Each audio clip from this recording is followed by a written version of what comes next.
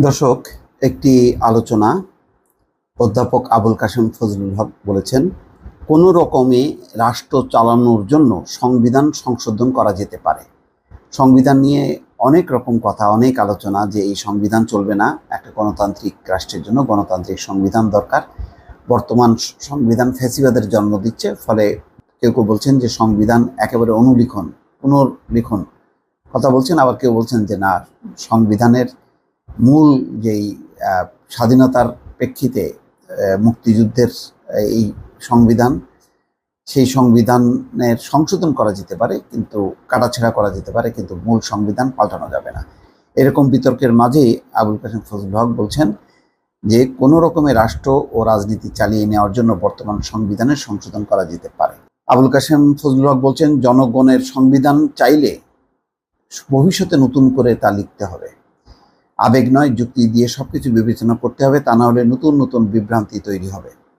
শুক্রবার জাতীয় প্রেস ক্লাবে নাগরিক ক্ষমতায়নের জন্য সংবিধান শীর্ষক এক সিম্পোজিয়ামে এই কথা বলেন বাংলা একাডেমির সভাপতি আবুল কাশেম ফজলুল হক। সিটিজেন পাওয়ার নামে একটি সংগঠন এই সিম্পোজিয়ামের আয়োজন করে। সিম্পোজিয়ামে বর্তমান সংবিধানের নানা অসঙ্গতি, ঘাটতি ও কী কী সংযোজন করা যায় সেই বিষয়ে একটি প্রবন্ধ উপস্থাপন করেন মোহাম্মদ বশিরুল হক সিনহা এবং মাসুদ জাকারিয়া। প্রত্যেক নাগরিকের ব্যক্তিগত মর্যাদা, নিরাপত্তা, ন্যায় বিচার, শিক্ষা ও কর্মসংস্থান লাভের অধিকারকে মৌলিক মানবাধিকার হিসেবে নতুন সংবিধানের স্বীকৃতি দেওয়ার কথা বলা হয়েছে নিবন্ধে। এছাড়া বাক স্বাধীনতা, ভিন্ন মত ও প্রতিবাদ জানানোর অধিকার নিশ্চিত করার কথাও বলা হয়।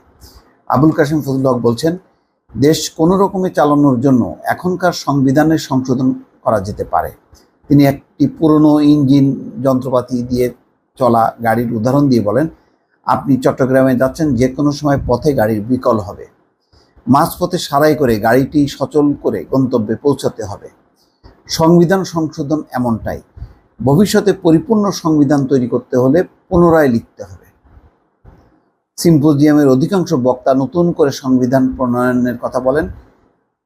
তাদের মধ্যে জুলাই আগস্টে ছাত্র জনতার আন্দোলনে অংশ নেওয়া শিক্ষার্থী প্রতিনিধিও ছিলেন। শিক্ষার্থী জাওয়াদ হাসান বলেন, আমরা যারা বিপ্লবে অংশ নিয়েছি তারা বর্তমানে সংবিধান অনুযায়ী রাষ্ট্রদ্রোহী, তাহলে কেন এই সংবিধান বহাল থাকবে? খুব গুরুত্বপূর্ণ কথা। এবি পার্টির সদস্য সচিব আসাদুজ্জামান ফুয়াদ বলছেন, ৭২ সালের সংবিধান জনগণের মতামত নিয়ে হয়নি। পাকিস্তান আমলে নির্বাচিত এমপিরা সংবিধান প্রণয়ন করেছেন।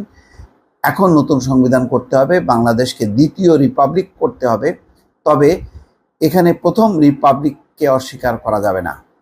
খেলাফত মজলিসের মহাসচিব বলছেন, আগামী শীতে নির্বাচন না হলে আন্দোলন শুরু হয়ে যাবে, সুতরাং সংবিধানের পুনর্লিখন না করে মৌলিক কিছু সংশোধন করা যেতে পারে।